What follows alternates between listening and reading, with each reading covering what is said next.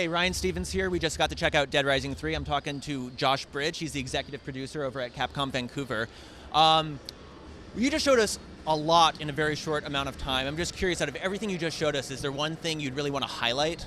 Actually, what I'd like to highlight is that there's a lot more to the game than just killing zombies. We've been loving showing off all the combo weapons and all the brutal ways you can kill those zombies. I don't know if you're really killing them, kind of putting them out of their misery. But along the way, essentially, the world's just filled with a bunch of missions you can play. There's all these side missions. There's a big story that's going on. Kind of find that Nick's at the middle of all this. So what I like about it is that you can sandbox how you want to play through this story, right? All those cool things we've been showing you with all the combo weapons and combo vehicles. Now you kind of take those through all the stories and missions and kind of free play the way you want to sort of, beat this game. Now, we saw the museum that kind of honored the past Dead Rising games. We see that Zombrex is back. We see the Queen Bees are back. I'm curious, what is Dead Rising 3 adding to the legacy of Dead Rising? Well, it's actually answering a lot of questions that were left unanswered coming out of the original series from Dead Rising 1, even through Dead Rising 2. So if you're a fan of the series, I think you're going to really get a kick out of a lot of the stuff coming together finally. But if you're not, and you don't know anything about the series, you'll pretty much get it. There's like a dude caught in a city, there's an outbreak, he's an everyday Joe mechanic, and he's just trying to survive, and along the way, he's finding some folks are friends, some people are enemies, and he's at the center of all this whole outbreak. Now, other than the zombies, there's also the Psychopaths, which have been in the game since day one, and I'm curious, today we got to see 2 Psychopaths. What goes into making a psychopath? Well, we want to make them memorable, for sure, but we actually want to give them some believable motivation, even if it's completely absurd, but we want to actually build in a character into these guys so they kind of stand out as like, oh my God, that was insane. And this time we kind of took a bigger range of like, okay, that's really dark and that's kind of creepy, and went even further to even more over the top and more crazy. And for the psychos, we kind of used the 7 deadly sins as the inspiration. And you can imagine how hard it was to develop the sloth fight. Believe me, that took a while to figure out. And then you can imagine how dark the lust battle can get.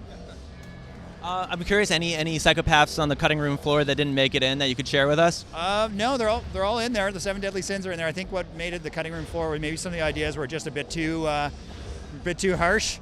But we kind of go as far as we can, and then we try to shape the experience to actually make it actually fun. And we build the gameplay experience of the sins into the gameplay, not just say, hey, that's just a crazy idea. So if like, let's say gluttony, it's all about wanting stuff. So if you can figure out how to manipulate that sin and trick them into it, you can actually find a weakness and actually use that to your own advantage. So it's part of the core gameplay loop as well. Now, you say there's the 7 deadly sins. I also saw that it's a 7-day mission, so is 7 kind of like a big number, a theme going on in the game? Yeah, we like the number 7. We kind of thought it was interesting. It seems like there could be more to that, but I'll leave it at that.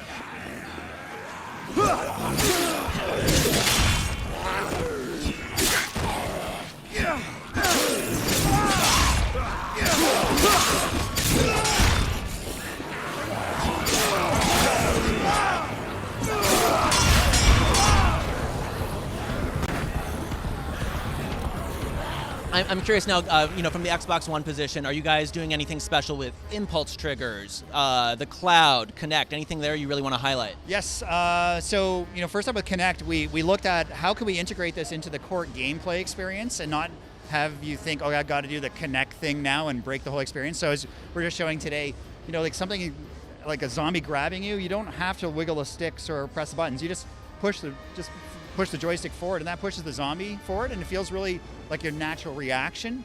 And you don't have to like do really any big movements. You can just like be laying on the couch, kicking back, and just get off me.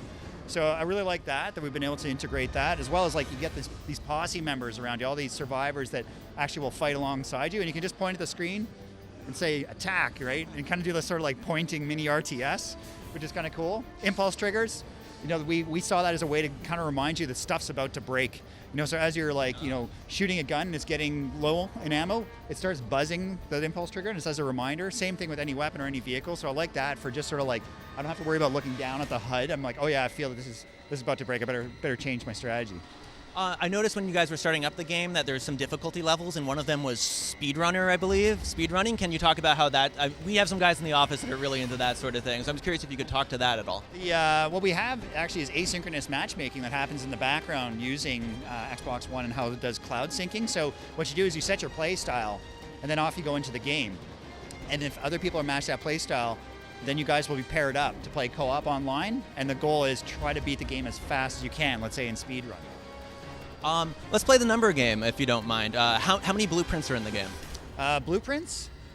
Over 100 for sure. Are you talking about combo weapons or combo vehicles? Because the blueprints are all different things. There's combo food as well, right? So there's all different ways you can customize. I don't know if you can talk to any of this stuff. How much hard drive space will an install take? Not sure. Do you know what the actual frame buffer, that's the big talk right now, like what resolution are you guys actually running at? We are 720p, upscale to 1080p. Our UI obviously runs at a native 1080p, and we're locked at 30 frames per second. Incredible amount of stuff in this game. You can see it, incredible amount of zombies, and that's where we want to make sure that it felt really good and felt responsive.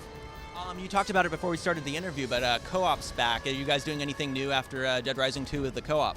Yeah, actually, we looked back at Dead Rising 2, and we wanted to actually make it a more meaningful experience for co-op. So first up, if you play as a client, you get your own character. His name is Dick. He's a trucker. So it's Nick and Dick. And so you get to play with Dick, and you both play in through the story, and you'll see Dick in the cinematics as well. So you're part of the story, right? And then when you go into the game, you have story saving now, which was a big thing. So if I play with you online and then I go back offline as a client, I have story progress saved in my offline game. So I can meaningfully play story through. Even things like combo vehicles, you can hop in those things together and start shooting off the turrets if you're in the passenger seat. So the glue of all this co-op feels a lot more cohesive, and we love playing co-op. It's just awesome because you end up semi-griefing each other, just running each other over as you're trying to kill zombies. I'm curious, we saw little clips were being recorded and whatnot, but is the actual camera coming back, Frank's camera from the first game? No camera, no Frank West, no. What are you talking about? Those game DVR moments are awesome. They're actually built into a lot of the key moments that are happening in the game. It just automatically captures those, and you can share those with friends. Pretty cool. What's your favorite thing about the game that people may not be so in the know about? It's actually the amount of freedom you have in this world that keeps changing. Right? These zombies start becoming tougher. There's more and more filling the world. There's different types. There's even these human enemies that you'll see start changing up the world. And that freedom you have, sort of discovery, and how you want to solve that, I think is really exhilarating. I really love that aspect of the game. And what would you say is a prime example of Dead Rising 3 being a next-gen game? You couldn't have done it on the Xbox 360. We blew out the scale, right? The scale of the game with having Dead Rising 1 and 2 fit in Dead Rising 3 several times over. And that huge scale, now all streaming, and having that same amount of density of all those places you can go into, and even more so now you can climb and go under stuff, and all the weapons. The ability to be able to do that, we simply could not have done that on last gen. Absolutely not. Great. And when are we going to be able to pick up Dead Rising 3?